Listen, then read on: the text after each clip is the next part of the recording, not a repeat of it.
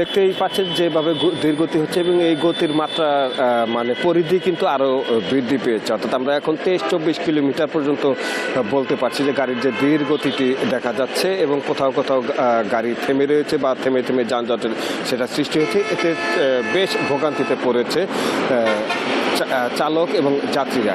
একটি কথা বলি, গতকালকেও খোলা ট্রাকে যাওয়ার সময় সড়ক দুর্ঘটনায় অন্তত 15 জন নিহত হয় এবং 10 জন আহত হয়।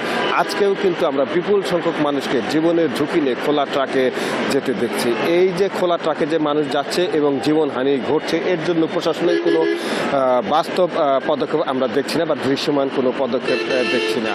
আজও একটা বিপুল সংখ্যক মানুষ যারা বাড়িতে ফিরছে ঈদের আনন্দ পরিবার সাথে ভাগাভাগি করার জন্য ব্যক্তিগত যানবাহন, দূরপাল্লার বাস, মোটরসাইকেল ছাড়াও কিন্তু বিপুল সংখ্যক মানুষ এই খোলা ট্রাকে যাচ্ছে।